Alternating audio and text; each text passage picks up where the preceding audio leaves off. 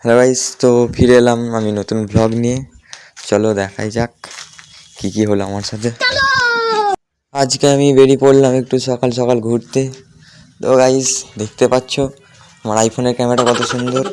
তারপর আমি বেরিয়ে পড়লাম বাড়ি থেকে ব্যাগটা কাঁধে নিয়ে। তারপর আমরা চলে এলাম এক্সপ্রেস বাজারে। একতলায় গার্লস ওয়্যার ছিল, তাই আমরা চলে গেলাম দোতলায়। তারপর আমি চলে গেলাম প্যান্ট চুজ করতে, কিন্তু প্যান্টটা আমার বাজেট থেকে বেশি ছিল, ওই জন্যই চলে গেলাম পরের প্যান্ট দেখতে। তো এই প্যান্টটাও দেখি যে আমার বাজেটের থেকে বেশি। তারপর আমি একটা প্যান্ট চুজ করে নিলাম। তো প্যান্টটা আমার বাজেটের মধ্যেই ছিল, কিন্তু গাইস প্যান্টটা এতটাই টাইট ছিল, খুলে খুলে 14 বার পালাচ্ছিল। পর ভাবলাম আমি একটা কানের কিনবো, আবে আমার তো বউ নেই। তারপর আমরা বিলটা পেমেন্ট করে দিলাম। তারপর আমরা বেরিয়ে পড়লাম এক্সপ্রেস বাজার থেকে।